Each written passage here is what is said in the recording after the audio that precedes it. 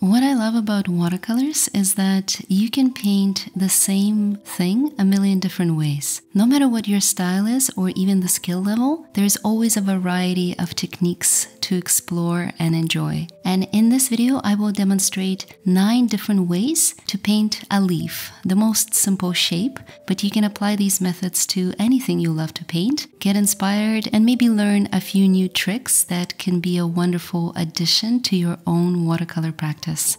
We will start with some very simple beginner-friendly strokes, then progress to more complex wet-on-wet techniques, and go all the way to applying masking fluid and even using more advanced negative painting technique. This is a very useful exercise, not just for botanical artists, but for anyone who enjoys exploring watercolor techniques and wants to level up your skills. So let's start with one color, one layer example using a slanted flat brush, just following the outline I created with my pencil and only one pigment, Hooker's Green. You can switch to a more typical round brush, whatever you have on hand. It's the easiest method, the one we all start with, and the only fancy thing I'm adding, just to add some extra dimension to the main stem, is a thin line in the center that I've painted around with the tip of my brush. Now, the next method is also very beginner-friendly, but produces a much more visually interesting result with just one wash of color. All you need to do is switch from regular watercolors to granulating watercolors. So in case you don't know, some watercolor pigments tend to granulate more than others, meaning they have much heavier particles of paint that tend to separate directly on paper when you add water, and they create this beautiful texture. You can enhance this effect by adding drops of clear water right into that freshly painted surface, the way I'm doing here. And if you want to find your new favorite granulating pigment, just look at the tube. If you see a letter G next to the color number, it means the pigment will granulate. I've listed my favorites in the video description below, and I use this method so much in my work because it's quick and easy and complements the most intricate layers. Now let's set aside the granulating colors and try a classic wet-on-wet technique using regular watercolors, and we will be introducing splashes of different pigments into a freshly painted wash. I started with green gold. You can do this with a warm yellow, whichever yellow you have on your palette. And then you can continue with a more rich green pigment. I'm using Hooker's Green, same one I used on our first leaf. And then towards the end, I will be adding Indethrone Blue to mark up the shadows. All of this has to be done while the base wash is still wet. And if you're working on really good cotton paper, you will have a few minutes to experiment. I even decided to add some browns to indicate maybe some dry, dark spots, and everything is blending very smoothly directly on paper. You can see how simply by adding a few colors, the entire shape looks more alive. It's essentially the same beginner-friendly leaf shape that we did at the start, but now using more than one color. It's easy, it's fun, and it's beautiful.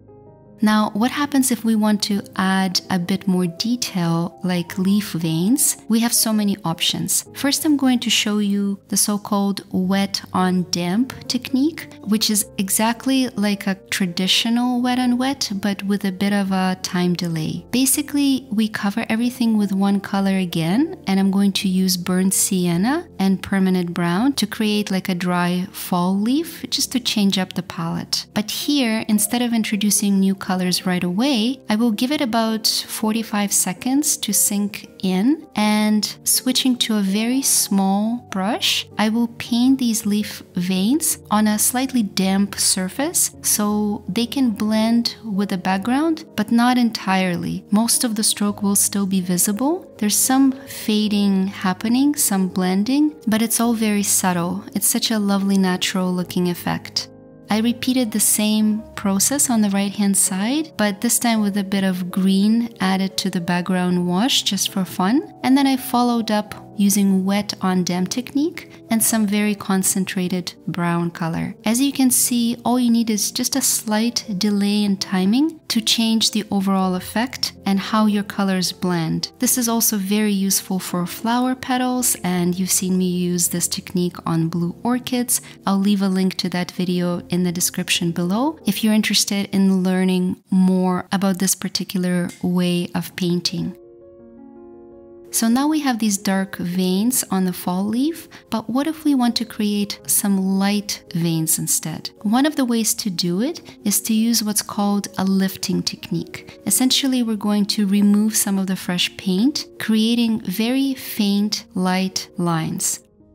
I used some very vibrant greens for the background wash, adding Perlin Violet Wet into Wet just to enhance the shadows. And now I will take my flat brush, make sure it's completely clean, and start dragging it along those faint pencil marks where I want the light veins to appear.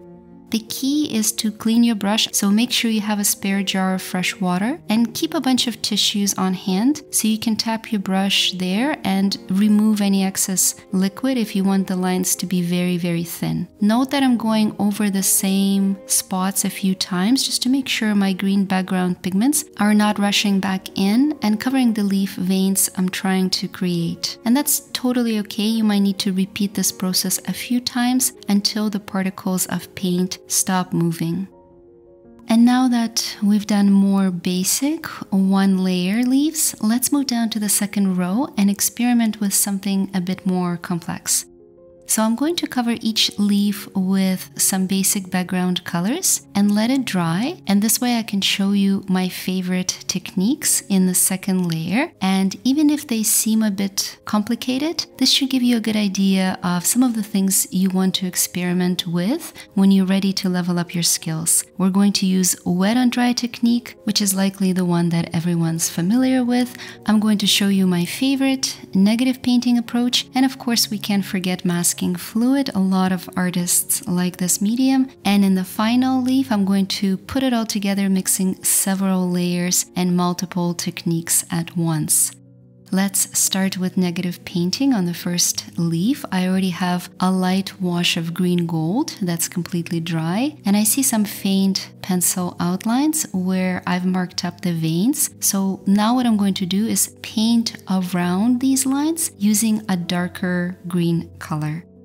The idea here is simple. We want to create some light veins, and because with watercolors we don't have that luxury of painting with a lighter pigment on top of dark, we're going to apply darker color around these lines using a small round brush. I'm only using one pigment, Hooker's Green, so no color variations, just revealing these lighter veins by painting around them.